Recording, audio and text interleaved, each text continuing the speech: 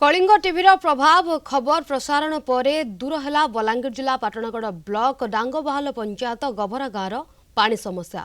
Kalinga TV और पाटणगढ़ video को देले धन्यवाद। तेबे गभरा गाँव में स्थापन होता पानीय जल जोगाण प्रकल्प मात्र यह लोकों काम लगुन गाँ लोक मैंने पोखरी कूल चुआ करी पानी संग्रह करुले। कलिंग टीवी खबर प्रसारण पर तत्पर हो उठिथिला प्रशासन।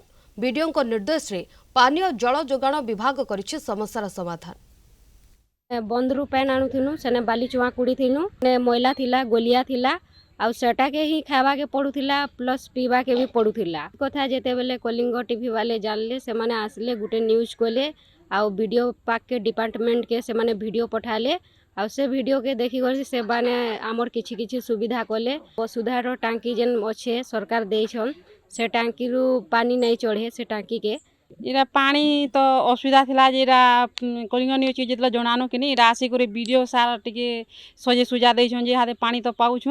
गाँव रे जो पानी समस्या थिला सेटा तो आपनक माध्यम रो मु प्रथम जानि पारिथिले एवं इमीडिएट आरडब्ल्यूएसएस स्टाफ को डायरेक्शन दिया हैतिला जे से ऊपर इंक्वायरी करबा पई तदारक करबा पई एवं टीम जाई कि सेटा जो पानी सोर्स थिला एवं जो मशीन लगी सेठी किसी इश्यूज थिला ताकू इमीडिएट माने 2 दिन भितर से माने रिपेयर करला परे रिपेयर करिकी लोक वर्तमान पीवा स्वच्छ पानी पाउछंती एवं लोक भी खुशी अछंती।